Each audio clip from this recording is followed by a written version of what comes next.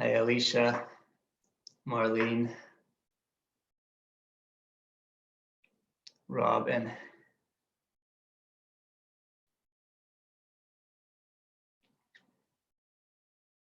Hey, Tom from Worcester. Hi, Anne. Nice to see you.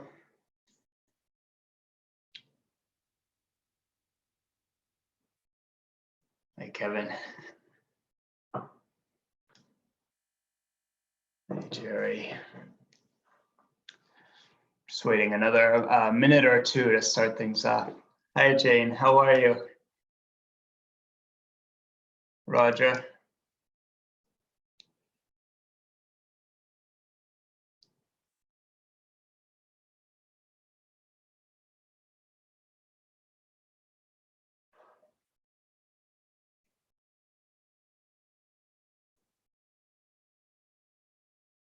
All right, so just got a couple minutes left to let everyone finish logging in.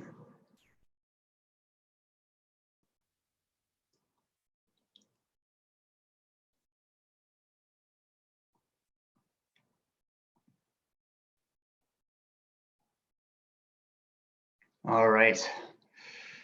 So just wanted to introduce myself as we get started for the talk. So my name is Tim Nordahl. I'm a physical therapist and I work with the APDA Rehab Resource Center.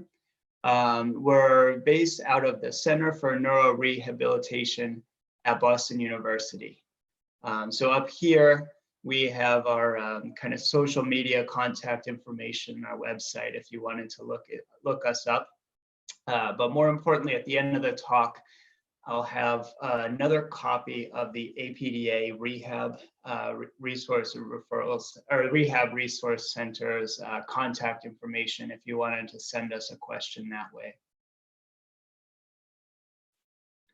So the topic of today's talk is stepping into spring, keeping up with a walking program.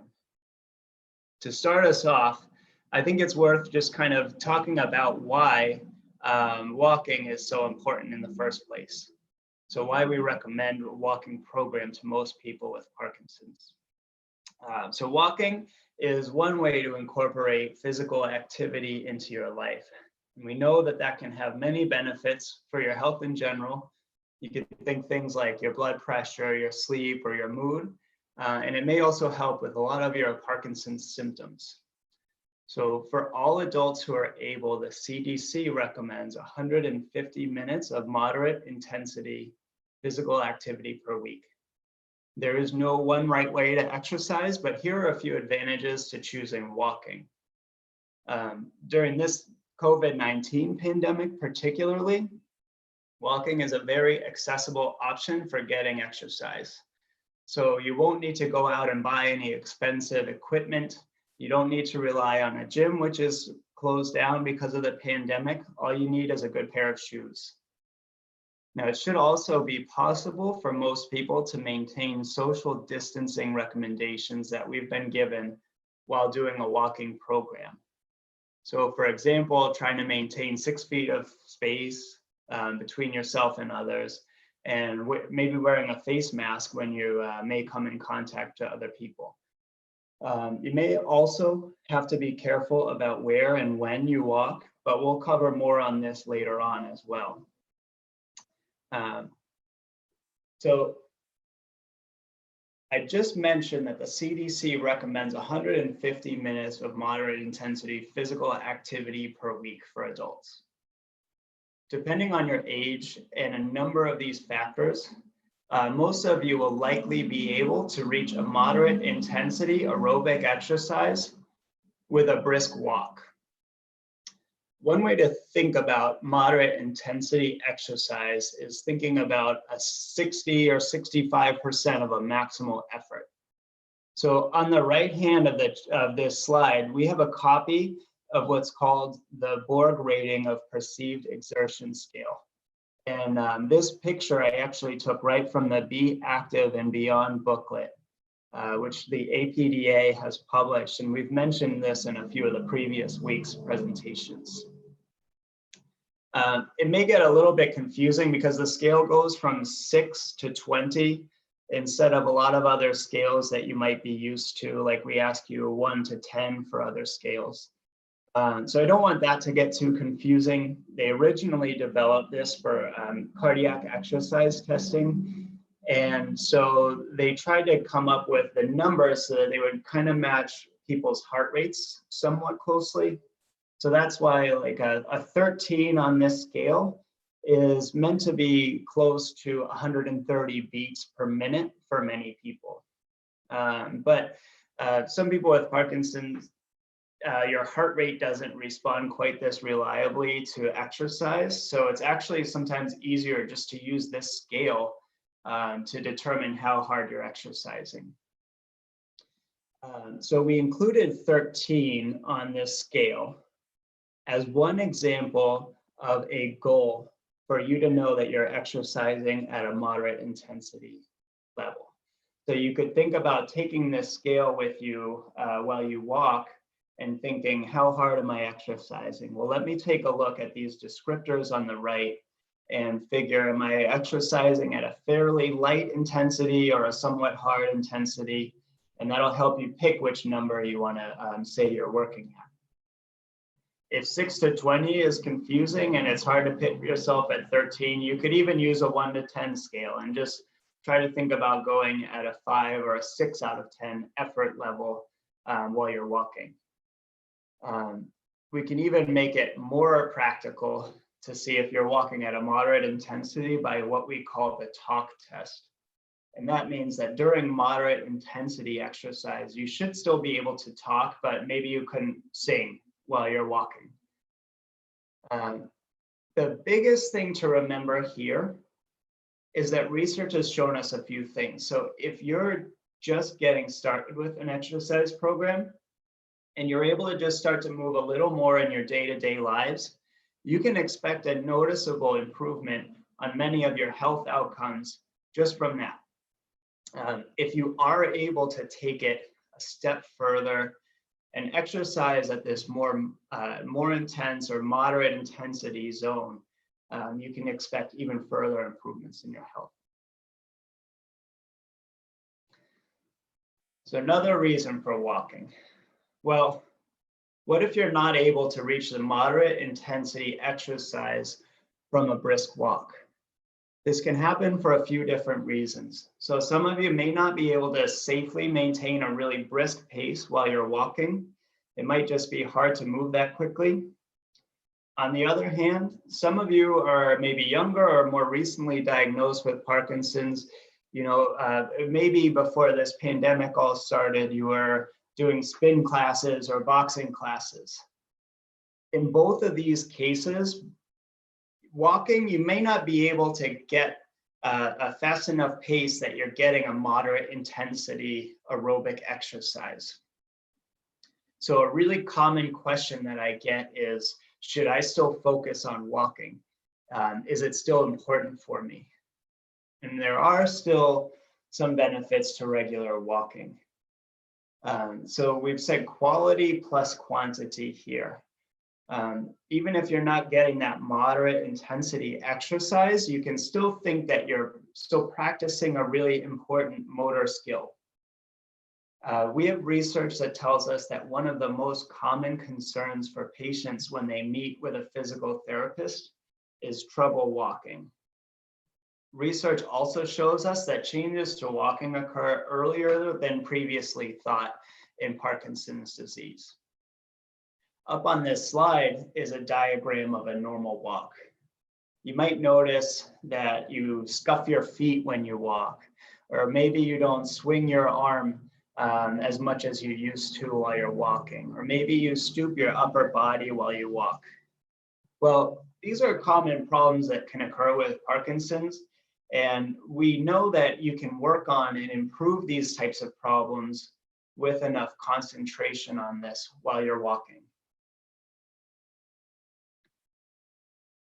So now we can think of these two reasons that you would want to maintain a regular walking program. You know, regular aerobic exercise on the one hand, and working on improving your walking form on the other.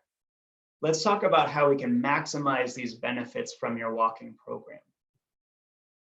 One thing you want to think about is try to avoid multitasking. So for example, you might not want to try to have an involved conversation if you're walking with a spouse or a partner. Crowds are also never easy to negotiate in the best of circumstances, but now with the social distancing guidelines, it's particularly important for us to be trying to avoid times and places where you may come across crowds. And if there's one part of your walking pattern that you're focusing on, try and be really careful about concentrating on that. I do suggest trying to work on one or maybe two things at a time, because it's really difficult to truly focus or concentrate on more than one thing. So for example, it's hard to think about swinging your arm and standing up straight and taking big strides and landing on your heel all at the same time. If you have any trouble deciding what might be the most important part of your walking to focus on, meeting with a physical therapist might help, because we could give you a more personalized recommendation based on how you walk. It's important to make walking a habit, and scheduling a regular time in your day helps many people get more consistent with their walking program. When planning what time to schedule a walk in your day, it's best to make sure that you're taking your walk while your medications are working well. That will really help you make sure that you can keep a better pace and to work on your walking quality. Now, the last tip for getting the most out of your walk, especially if you're trying to get that moderate intensity exercise level, is to try and keep a quick pace like we talked about, if you can safely. Now, for many people with Parkinson's disease, it's not necessarily hard to get started walking at a faster pace. It's hard to keep walking at a faster pace. And there are a few tricks that can help with this. One of the best is walking with a metronome. So in our clinic, we'll oftentimes use a free smartphone app to help patients maintain a pace. We don't endorse any one metronome app, but up on this slide is a picture of one free app that's available in the Apple App Store called Pro Metronome. Another example we use a lot is called Metronomerous, but there are countless free metronome apps available in the App Store.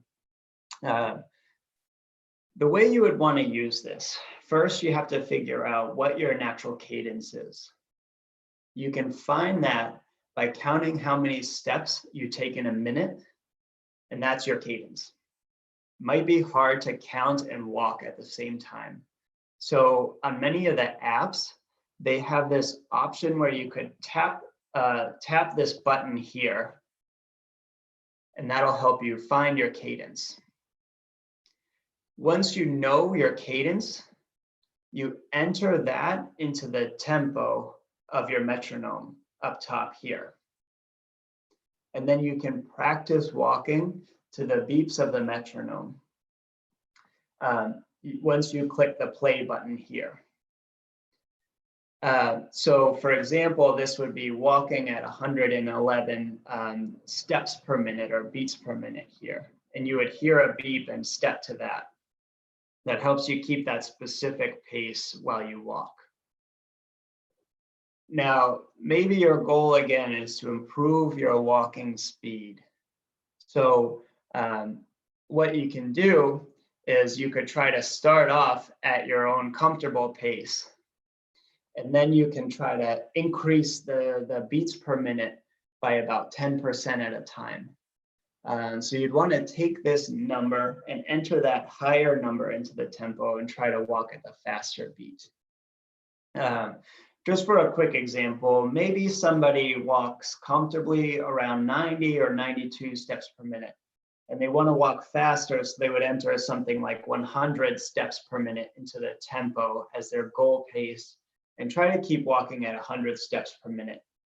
Many patients in our clinic, they might start somewhere between 100 and 112 steps per minute, and then we kind of gradually increase the goal cadence as their walking improves.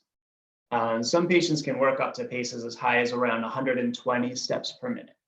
It's important to note, if you're walking indoors because of the pandemic right now, you would probably want to start under 100 steps per minute because it's harder to walk fast in a confined hallway. So you really do have to start with a speed that works well for you. You want to pick something that feels brisk, but that you can realistically maintain for your whole walk without really putting yourself at risk of overexertion or a fall. If you're not sure, again, meeting with a physical therapist could help to give you a more personalized recommendation. One other thing I want to make note of here is that if you have freezing of gait, it may actually be helpful to use a metronome to actually slow down your cadence a little bit. And that can help you take longer steps to help with the freezing. But freezing is tricky. So again, if you have that problem and that's something you want to work on, it's really best to work with a physical therapist one-on-one. Now, where to walk is another question we can talk about. Where to walk would depend a lot on what kind of benefits you're trying to get from walking. As we noted at the beginning of the talk, we're all different. We're all coming at this from a different starting point. Let's think back to that first couple slides. Would you be walking at trying to focus on a brisk pace, trying to get your aerobic exercise minutes in? That would tend to be a lot more easily done on this kind of track that you have on the left of the slide here. The picture on the right is a walking path in the state park close to my house. So looking at all the tree roots and all the shadows and rocks on there, do you think walking at a brisk pace would be easy there? There's definitely a lot of things that you need to navigate and keep an eye out for. And practicing navigating all these tree roots and rocks, that might help you with your balance to practice that, but you're not going to be able to work at a really fast, consistent pace while you're on a walk there. So if you're unsteady, this wouldn't be a good place to walk. You'd really need to make sure you're paying close attention to the ground. Another thing you could consider is trying to walk with something like walking sticks if you need to walk outdoors. The other thing to think about here is just, what's your neighborhood like? Do you have nice flat sidewalks? Is it safe for you to walk outside? Many of my clients will walk inside their home if they have to. That can feel a little bit tedious because you're in the same hallway for several minutes at a time, but it can still really help you, and you'll still get a lot of those benefits from a regular walking program. So next up, I just have a couple of quick little plugs here. So here we are at last year's Massachusetts APDA Optimism Walk. And many of the 2020 Optimism Walks have moved to a virtual format in response to the COVID-19 outbreak.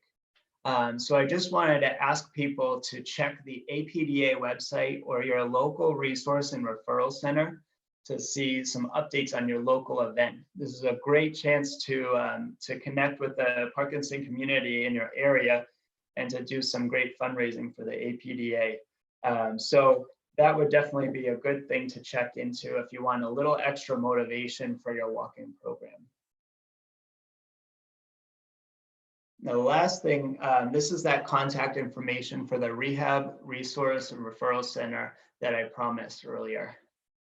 So down in the bottom left, I have a picture of that Be Active and Beyond booklet. This is free to download for anyone. So you can go to the APDA website and download this or request a physical copy. It has a lot of the exercise charts we've talked about. It has some specific examples of good, helpful exercises. So if you don't have that already, feel free to log on and get a copy. The other thing, the phone number that's up here now is for the Rehab Resource Center. So you can always give us a call if you have a specific question about your own situation, or you can email us at rehab@bu.edu. to get a little bit more information from us. With that, I think we would kind of start to take some questions that you might have. Hi, Tim.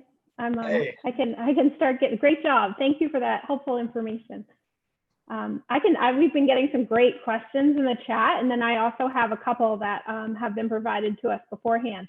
So we're going to start with, James had a great question and about what is the value of using Nordic poles. Can you talk a little bit about Nordic poles? Oh yeah, James, thank you for bringing that up, because that this is a really common thing that people are asking us about. So Nordic poles are something that can help you. They can help you a little bit with stability, is kind of one of the reasons that they're recommended. But it's really nice because you can get a reciprocal pattern with your arms and legs.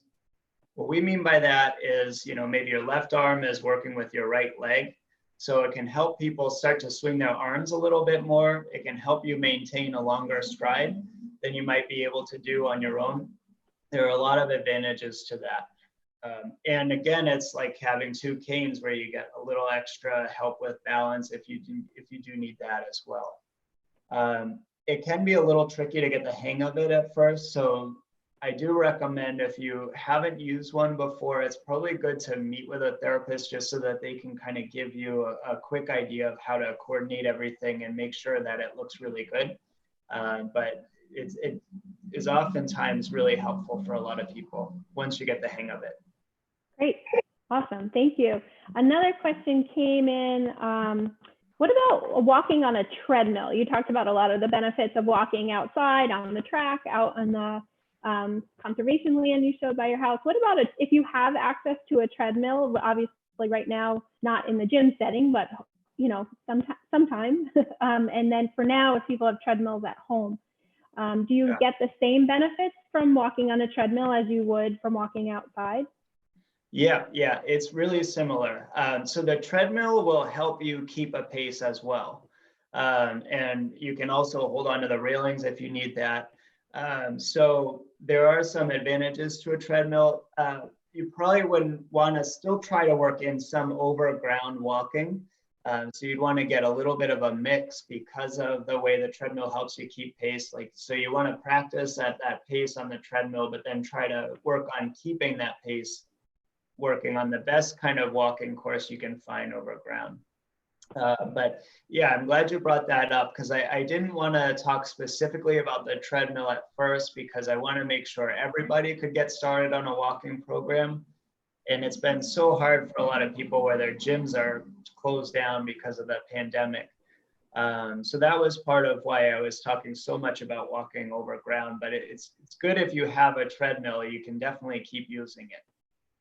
Great. Okay. So we have a couple of questions from Dilip. What can I do to improve my balance? I keep feeling like I'm going to fall. I'm glad you brought that up, because so the best thing to do for that, if you're worried about falling, is to see a physical therapist. There's a lot of different problems that could happen, and it'd be good to meet with somebody that can really help figure out, like really pinpoint the problems in a couple of exercises that could help you. But being able to see your specific situation would really help them make sure they can give you some recommendations that would be a safe place to start. So a good exercise program is a piece of helping with your balance, but it's always good to meet with somebody to make sure that you've got individualized recommendations. Yeah, that's a great answer. And then also Dilip's other question was about purchasing a stationary bike, which I would also say is it's pretty individualized. So I'm going to refer you, Dilip, that we could probably talk a little bit more about the balance and complexities, and also the stationary bike. If you just give us a call, we'd be happy to answer that more individually for you. And then, you can take down the phone number on the slide here. This is the best way to get a hold of us. Perfect. And then another great question: what is more important, speed or distance? Tricky one. Yeah, that's a good question, and it is a little bit tricky. I guess it would depend on a little bit where you're starting. So again, if you're trying to get that moderate intensity exercise, getting a little bit more speed tends to be helpful. And you know, even so, if you think about the CDC recommendations we talked about, what they recommend is 150 minutes per week. And that can be split up however somebody needs to meet their recommendations. And this is just for health maintenance. But a lot of times, like, think about that as being 5 30-minute walks over the course of your week. And you're already hitting that goal. So I find a lot of times, some of my patients, like once they're out for a walk, they like to be out for a walk, and you know, they might come back home an hour and a half later or something like that. So sometimes I do try to encourage them, if they can safely, to work a little bit more speed into that. But I would say try to think of the 150 minutes per week and try to make sure you're hitting at least that number, and try to work a little bit more speed into it as well. Yeah, I always tell my patients, Tim, I always say quality first and then quantity. Yeah, so working on the good bouts of very high quality walking with nice big steps, good posture, good speed, and then building time on that. Yeah, I really like that. Another question we have, are there certain shoes I should wear when I'm walking? So does footwear really matter? Footwear does matter, and there's a lot of things depending on what types of problems you might have with your feet. There's different types of shoes that support people in different ways. So that is another thing that you might want to get an individualized recommendation for, because it's not like there's one best shoe to wear. Otherwise, I would have told you right at the beginning, but everybody's a little bit different. So it's probably good to meet with a therapist to see what kind of problems you might have with the feet and how you can better support that. Okay, great. I think we have time. I'm just going to look. I think we have time for 1 or 2 more questions. Let me see. Oh, here's one that we hear. Does walking my dog count? Like, does that count towards exercise? Yeah. Walking minutes? So sometimes the way we talk about it is there's physical activity and then there's exercise. And both of them help you in different ways.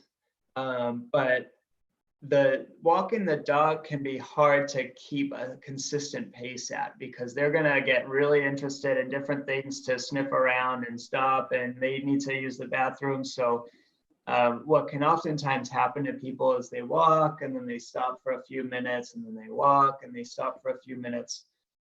So dogs are great because they get you some of that physical activity minutes, and you have to do it because you have to take good care of your dog, but you're not able to keep that really fast pace the whole time. So what I would suggest, if you have a dog, definitely take your dog for a walk, but maybe try to get a little bit more time just with yourself so that you can work on your best walk. Okay, great. And we have another question in our Q&A here. How much difference does it make if you're going uphill or downhill? Yeah, so uphill is a little bit, it's a good way of working in some of that more moderate intensity, because you don't even have to change the speed, but just going a little bit uphill is going to make it a lot harder for you. The other thing I would say to keep in mind is sometimes that can be a challenge for your balance. So you do have to be a little bit careful about the grade that you're walking on, and just making sure that you are comfortable with the area that you're in. And if you are noticing that you're unsteady, oftentimes, a lot of times it's walking downhill. You would want to probably meet with a physical therapist, and we could talk over some ways of improving that. Yeah, I find that in patients or people who are leaning forward a little bit, often the downhills can be a little bit scary, because you're you might have the tendency to start taking sort of faster steps. Yeah, so that can get hard to control. Yeah, great. And then I think we have time for one more question.